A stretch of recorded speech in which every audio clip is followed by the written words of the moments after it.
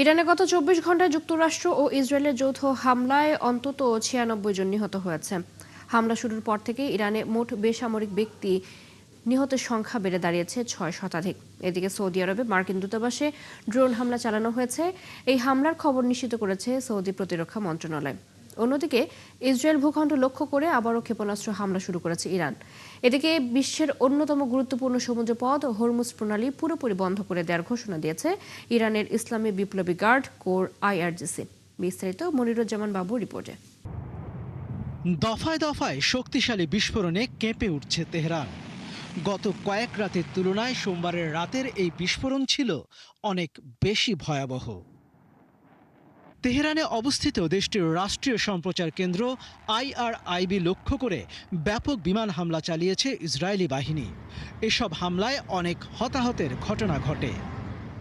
Israeli এই বিমান হামলার জবাবে আবারও তেল আবিবে ব্যাপক ক্ষেপণাস্ত্র হামলা চালায় ইরান। ইসরায়েলি সামরিক বাহিনী দাবি করেছে ইরান থেকে ব্যালিস্টিক ক্ষেপণাস্ত্র ছোড়া হয়েছে।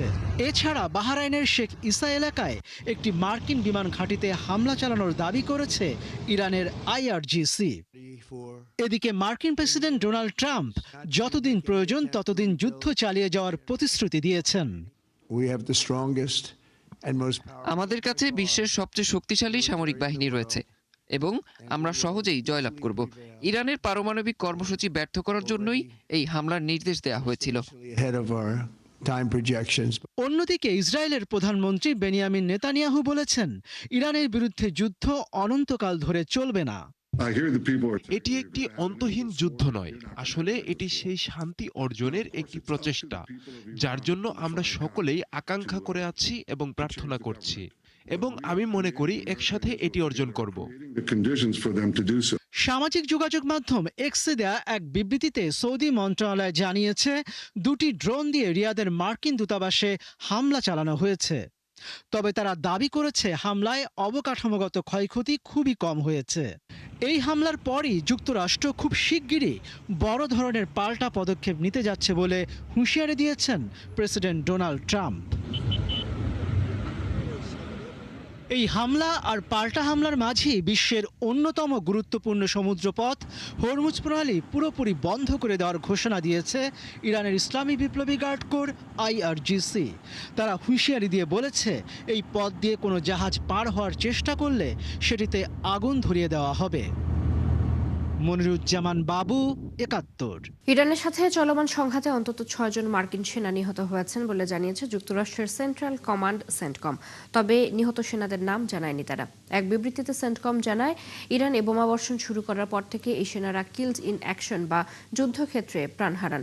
বিবৃতিতে আরও বলা হয়েছে, ওই অঞ্চলে ইরানের প্রাথমিক পাল্টা হামলার সময় একটি সামরিক স্থাপনা ক্ষতিগ্রস্ত হয়। সেখানে নিখোঁজ থাকা ২ মার্কিন সেনার মরদেহ সম্প্রতি উদ্ধার করেছে মার্কিন বাহিনী। এর ফলে মোট নিহতের সংখ্যা ৬ জনে দাঁড়িয়েছে। নিহত সেনাদের পরিচয় এখনই প্রকাশ করা হয়নি। নিয়ম অনুযায়ী তাদের পরিবারকে অবহিত করার ২৪ ঘণ্টা পর নাম পরিচয় জনসম্মুখে আনা হবে। সেন্টকমের পক্ষ থেকে জানানো হয়েছে, ইরানে তাদের বড় ধরনের যুদ্ধ অভিযান এখনও অব্যাহত রয়েছে। যুক্তরাষ্ট্রের প্রেসিডেন্ট ডোনাল্ড ট্রাম্প বলেছেন, প্রয়োজন পড়লে ইরানের স্থল সেনা পাঠানোর বিষয়টি তিনি নাকচ করছেন না। নিউ ইয়র্ক পোস্টে দেয়া এক সাক্ষাৎকারে ট্রাম্প এই মন্তব্য করেছেন। ট্রাম্প বলেন, ইরানে মার্কিন স্থলবাহিনী পাঠানোর বিষয়ে তার কোনো জড়তা নেই। অন্য সব প্রেসিডেন্টদের মতো তিনি আগেভাগে ঘোষণা দিচ্ছেন না যে স্থলভাগে কোনো সৈন্য মোতায়েন করা হবে না। একই সাথে তিনি জানিয়েছেন, ইরানের বিরুদ্ধে যুক্তরাষ্ট্রের সামরিক অভিযানে বড় আঘাত এখনও বাকি এবং খুব শিগগিরই তা আসতে পারে।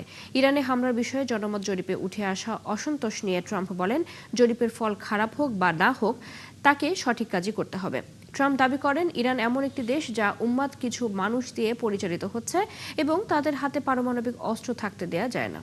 ইরানের সামরিক হামলা মূলত মার্কিন ঘাঁটি লক্ষ্য করে করা হচ্ছে, প্রতিবেশী দেশগুলোর বিরুদ্ধে নয়, এমনটাই জানিয়েছেন ইরানের পররাষ্ট্রমন্ত্রী আব্বাস আরাকচি। তিনি বলেন, মধ্যপ্রাচ্যের দেশগুলোর উচিত ইরানের বিরুদ্ধে মার্কিন যুক্তরাষ্ট্রের কর্মকাণ্ডের বিরুদ্ধে চাপ দেয়া। যুক্তরাষ্ট্র কূটনৈতিক প্রতারণা করেছে অভিযোগ এনে ইরানের পররাষ্ট্রমন্ত্রী বলেন, একদিকে সামরিক সংঘাত এড়ানোর জন্য আলোচনা চলছিল, অন্যদিকে যুক্তরাষ্ট্র ইসরায়েলের সাথে যৌথভাবে বিমান হামলা চালিয়েছে। এ সময় আব্বাস আরাকচি হুঁশিয়ার করে বলেন, উপসাগরীয় যে দেশে মার্কিন সামরিক ঘাঁটি রয়েছে সে ঘাঁটি ইরানের জন্য বৈধ লক্ষ্যবস্তু। লেবাননে ইসরায়েলি হামলায় হিজবুল্লাহর গোয়েন্দা শাখার প্রধান হুসেইন মাকলেদ নিহত হয়েছেন, এ তথ্য জানিয়েছে আইডিএফ। অন্যদিকে উত্তর ইসরায়েলের রামাত ডেভিড বিমান ঘাঁটিতে হামলা চালানোর দাবি করেছে হিজবুল্লাহ। ইসরায়েলি সেনাবাহিনীর বিবৃতিতে বলা হয়েছে, রবিবার রাতভর লেবাননের রাজধানী বৈরুতে অভিযান চালায় তারা। সে সময় নিহত হয়েছেন মাকলেদ। মূলত ইসরায়েলের সামরিক বাহিনীর ওপর গোপনে নজরদারি করা এবং হামলার প্রাথমিক পরিকল্পনা করা ছিল তার দায়িত্ব। অন্যদিকে হিজবুল্লাহ জানিয়েছে, মার্কিন ঘাঁটির রাডার সাইট এবং নিয়ন্ত্রণ কক্ষগুলোকে লক্ষ্য করে ড্রোন হামলা চালায় তারা। লেবাননে ইসরায়েলি হামলার প্রতিশোধ হিসেবে এই হামলা করা হয়েছে বলে দাবি করেছে তারা। লেবাননে ইসরায়েলের বিমান হামলায় অন্তত 52 জন নিহত হয়েছেন, এছাড়া 154 জন আহত হয়েছেন বলে জানিয়েছে লেবানন সরকার। এর আগে দেশটির স্বাস্থ্য মন্ত্রণালয় যে তথ্য প্রকাশ করেছিল তাতে 31 জন নিহত এবং 149 জন আহত বলে উল্লেখ করা হয়েছিল। লেবানন সরকারের দুর্যোগ ও ব্যবস্থাপনা ইউনিটের তথ্য অনুযায়ী দক্ষিণ ও পূর্ব লেবানন এবং বৈরুতের দক্ষিণের উপনগরীতে বোমা বর্ষণের কারণে 28,500-র বেশি মানুষ বাস্তুচ্যুত হয়েছে। এদিকে ইরানে যুক্তরাষ্ট্র ইসরায়েলের যৌথ হামলা শুরুর পর থেকে অন্তত 555 জন নিহত হয়েছেন বলে জানিয়েছে দেশটির রেড ক্রিসেন্ট সোসাইটি। পাশাপাশি ইরাকে 4 জন, সংযুক্ত আরব আমিরাতে 3 জন এবং কুয়েত ও বাহরাইনে নিহতের সংখ্যার তথ্য মিলেছে। ইরানের একটি বিশেষায়িত এবং অভিজাত সশস্ত্র বাহিনী আইআরজিসি ইরানে এবার হামলা চালানোর পরই আইআরজিসিকে আত্মসমর্পণ করতে বলেন ট্রাম্প। তবে এই হুমকির পরও যুক্তরাষ্ট্র ও ইসরায়েলে বিপক্ষে পাল্টা হামলা চালিয়ে যাচ্ছে তারা। যুদ্ধাবস্থার এই পরিস্থিতিতে প্রশ্ন উঠেছে, আইআরজিসিকে অস্ত্র সমর্পণের আহ্বান জানিয়ে ট্রাম্পের বার্তা কেন বাস্তবে কোনো প্রভাব ফেলল না? বিস্তারিত মনিরুজ্জামান বাবুর রিপোর্টে। যুক্তরাষ্ট্র ও ইসরায়েল ইরানে হামলা চালানোর পর যুক্তরাষ্ট্রের প্রেসিডেন্ট ডোনাল্ড ট্রাম্প ইরানের বিপ্লবী গার্ড আইআরজিসির উদ্দেশ্যে একটি বার্তা দেন। তিনি দুটি বিকল্পের একটি বেছে নিতে বলেন, হয় আত্মসমর্পণ নয়তো মৃত্যু। তবে যুক্তরাষ্ট্রের প্রেসিডেন্টের এমন হুমকির পরও পাল্টা জবাব দেয় ইরান। ইসরায়েল ও কয়েকটি আরব দেশে হামলা চালিয়ে যাচ্ছে তারা। এসব দেশে যুক্তরাষ্ট্রের সামরিক ঘাঁটি ও স্থাপনা রয়েছে। ট্রাম্পের হুমকির উদ্দেশ্য যদি আইআরজিসির সদস্যদের ভেতর ভাঙন ধরানো কিংবা তাদের আত্মসমর্পণে উৎসাহিত করা হয়ে থাকে, তাহলে সেটা সফল হয়নি বলে মনে করছেন বিশ্লেষকরা। ইরানের সংবিধান অনুযায়ী আইআরজিসি বাহিনী দেশটির সামরিক কাঠামোর স্বীকৃত অংশ। 1979 সালের ইসলামী বিপ্লবের পর এই বাহিনী গড়ে তোলা হয়। ইরানের নিয়মিত সামরিক বাহিনীর সমান্তরালে কাজ করলেও আইআরজিসি সরাসরি সর্বোচ্চ নেতার অধীন। ইরানের প্রতিরক্ষা নিশ্চিত করা, দেশের বাইরে সামরিক কার্যক্রম চালানো এবং আঞ্চলিক প্রভাব বিস্তারে সরাসরি গুরুত্বপূর্ণ ভূমিকা পালন করে আইআরজিসি। এই বাহিনীতে প্রায় 1,90,000 সক্রিয় সদস্য রয়েছেন। রিজার্ভ সহ মোট সদস্যের সংখ্যা প্রায় 6 লাখ। ইরানের ব্যালিস্টিক ক্ষেপণাস্ত্র কর্মসূচি পরিচালনার ভার আইআরজিসির ওপর। এছাড়া ইরানের পারমাণবিক কর্মসূচির নিরাপত্তা নিশ্চিত করে আইআরজিসি। বিভিন্ন সময়ে অনেক দেশ আইআরজিসির উপর কঠোর নিষেধাজ্ঞা আরোপ করেছে। যুক্তরাষ্ট্র 2019 সালে আইআরজিসিকে বিদেশি সন্ত্রাসী সংগঠন হিসেবে ঘোষণা করে। এছাড়া 2026 সালের ফেব্রুয়ারিতে ইউরোপীয় ইউনিয়নও একই পদক্ষেপ নেয়। ইরানে হয়তো একজন নতুন সর্বোচ্চ নেতা আসবেন, তবে বাস্তবে ক্ষমতা শক্তপোক্তভাবে কেন্দ্রীভূত থাকতে পারে আইআরজিসির হাতে। আর তাই প্রেসিডেন্ট ট্রাম্প ও ইসরায়েলের নির্দেশে আইআরজিসি সাড়া দেবে বলে মনে করছেন না বিশ্লেষকরা। মনিরুজ্জামান বাবু, ৭১। যুক্তরাষ্ট্র ও ইসরায়েলের বিরুদ্ধে বর্তমান যুদ্ধে ইরানের মূল অস্ত্র তাদের ক্ষেপণাস্ত্র। বৈচিত্র্যময় ক্ষেপণাস্ত্রের বহর রয়েছে ইরানের হাতে। যুক্তরাষ্ট্র ও ইসরায়েলের হামলার প্রতিশোধ নিতে ইরান কি কি অস্ত্র ব্যবহার করেছে বা তাদের হাতে কি কি অস্ত্র আছে, বিস্তারিত মনিরুজ্জামান বাবুর আরও একটি রিপোর্টে। যুক্তরাষ্ট্র ও ইসরায়েলের বিরুদ্ধে এই যুদ্ধে ইরানের মূল অস্ত্র তাদের ক্ষেপণাস্ত্র। প্রতিরক্ষা বিশ্লেষকদের মতে মধ্যপ্রাচ্যের দেশগুলোর মধ্যে সবচেয়ে বৃহৎ ও সবচেয়ে বৈচিত্র্যময় ক্ষেপণাস্ত্রের বহর রয়েছে ইরানের হাতে। ইরানের হাতে থাকা ক্ষেপণাস্ত্রের মধ্যে ব্যালিস্টিক এবং ক্রুজ ক্ষেপণাস্ত্র রয়েছে। ইরানের একটি দূরপাল্লার ব্যালিস্টিক ক্ষেপণাস্ত্র 2 থেকে 2,500 কিলোমিটার পথ পাড়ি দিতে সক্ষম। এর অর্থ ইরানের ক্ষেপণাস্ত্রগুলো ইসরায়েল ও ইরানের স্বল্প পাল্লার ক্ষেপণাস্ত্রের মধ্যে রয়েছে ফাতে সিরিজের ক্ষেপণাস্ত্র, জলফাগর, কিয়াম 1 ও পুরনো সাহাব 1 ও 2। যদি স্বল্প পাল্লার ক্ষেপণাস্ত্র ইরানের দ্রুত প্রতিক্রিয়া জানানোর প্রাথমিক অস্ত্র হয়, তবে মাঝারি পাল্লার ব্যালিস্টিক ক্ষেপণাস্ত্র প্রতিশোধকে আঞ্চলিক মাত্রা দেয়। ইরানের মাঝারি পাল্লার ক্ষেপণাস্ত্রগুলো 1.5 থেকে 2,000 কিলোমিটার দূরের লক্ষ্যবস্তুতে আঘাত হানতে পারে। ইরানের হাতে থাকা মাঝারি পাল্লার ক্ষেপণাস্ত্রগুলো হল সাহাব 3, এমাদ, ঘাদব 1 এবং সেজিলের মতো ক্ষেপণাস্ত্র ব্যবস্থা। ক্রুজ ক্ষেপণাস্ত্র অপেক্ষাকৃত কম উচ্চতা দিয়ে উড়ে যায়, ফলে সেগুলো ভূপ্রকৃতির সঙ্গে মিলে মিশে যেতে পারে। এই সুবিধার কারণে ক্রুজ ক্ষেপণাস্ত্র শনাক্ত করা এবং সেটিকে অনুসরণ করা প্রায় কঠিন হয়ে যায়।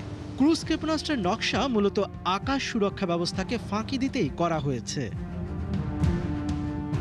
ইরানের হাতে থাকা আরেকটি বড় অস্ত্র ড্রোন। এটি ক্ষেপণাস্ত্রের তুলনায় ধীর গতির, কিন্তু দামে সস্তা এবং একবারে অনেকগুলোকে উৎক্ষেপণ করা যায়।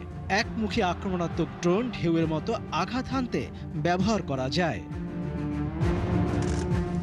যুদ্ধে ক্ষেপণাস্ত্রের সংখ্যা গুরুত্বপূর্ণ, কিন্তু দীর্ঘমেয়াদী সংঘর্ষে মূল প্রশ্ন হল ইরান কতক্ষণ পর্যন্ত আঘাত সহ্য করে ক্ষেপণাস্ত্র হামলা চালিয়ে যেতে সক্ষম হবে। মনিরুজ্জামান বাবু, ৭১। পাকিস্তানের করাচিতে মার্কিন দূতাবাসের সামনে বিক্ষোভকারীদের ওপর গুলি চালিয়েছে মার্কিন মেরিন সেনারা। এদিকে নিরাপত্তা পরিস্থিতির কারণে পাকিস্তান জুড়ে সব ভিসা সাক্ষাৎকার শুক্রবার পর্যন্ত বাতিলের ঘোষণা দিয়েছে ইসলামাবাদে অবস্থিত যুক্তরাষ্ট্রের দূতাবাস। দূতাবাসের বিজ্ঞপ্তিতে জানানো হয়েছে, এই আদেশ ইসলামাবাদ দূতাবাসের পাশাপাশি লাহোর ও করাচি কনসুলেটেও প্রযোজ্য হবে। শনিবার ইসরায়েল ও যুক্তরাষ্ট্রের যৌথ হামলায় ইরানের সর্বোচ্চ ধর্মীয় নেতা আয়াতুল্লাহ আলী খামেনি নিহত হওয়ার ঘটনায় পাকিস্তান জুড়ে চরম উত্তেজনা ছড়িয়ে পড়ে। সেদিনই করাচি কনসুলেট ঘেরাও করে বিক্ষোভ দেখায় শত শত বিক্ষোভকারী। গতকাল সন্ধ্যা পর্যন্ত সেখানে অন্তত 10 জন নিহত হন এবং 70 জনের বেশি আহত হয়েছেন। পাশাপাশি স্কার্দু শহরে বিক্ষোভকারীরা জাতিসংঘের একটি কার্যালয়ে অগ্নিসংযোগ করেন। লাহোরেও হাজার হাজার মানুষ বিক্ষোভে অংশ নেন। পরিস্থিতি বিবেচনায় যুক্তরাষ্ট্র ও যুক্তরাজ্য পাকিস্তানে অবস্থানরত নাগরিকদের সতর্ক থাকার পরামর্শ দিয়েছে। যুক্তরাষ্ট্র ও ইসরায়েলের যৌথ হামলায় ইরানের সর্বোচ্চ নেতা আয়াতুল্লাহ আলী খামেনি নিহত হওয়ার প্রতিবাদে পাকিস্তানে শুরু হওয়া রক্তক্ষয়ী বিক্ষোভের পরিপ্রেক্ষিতে দেশটিতে সামরিক বাহিনী তলব করা হয়েছে। কিছু এলাকায় 3 দিনের কারফিউ জারি করা হয়েছে। রবিবার দেশজুড়ে বিক্ষোভকারী ও নিরাপত্তা বাহিনীর মধ্যে সংঘর্ষে অন্তত 24 জন নিহত এবং কয়েক ডজন মানুষ আহত হয়েছেন। পরিস্থিতির অবনতি হওয়ায় কর্তৃপক্ষ রাজধানী ইসলামাবাদ সহ বিভিন্ন শহরে মার্কিন দূতাবাস এবং কনসুলেটগুলোর নিরাপত্তা জোরদার করেছে। সোমবার ভোরের আগে উত্তরের গিলগিট বালতিস্তান অঞ্চলের গিলগিট, স্কার্দু এবং শিগায়ার জেলায় কারফিউ জারি করা হয়েছে। সরকারি তথ্যমতে এই অঞ্চলে সংঘর্ষের সময় অন্তত 12 জন বিক্ষোভকারী এবং একজন নিরাপত্তা কর্মকর্তা নিহত হয়েছেন।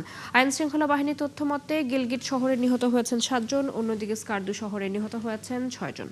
এই ছিল আজকের আয়োজনে। বিশ্বের আরো নতুন কিছু খবর এবং বিশ্লেষণ নিয়ে আগামীকাল সকাল 9:30টায় আবারও হাজির হবে বিশ্বযোগ। চোখ রাখুন ৭১-এর ফেসবুক পেজে, সাবস্ক্রাইব করুন ৭১-এর ইউটিউব চ্যানেল। ৭১-এর সাথে থাকুন।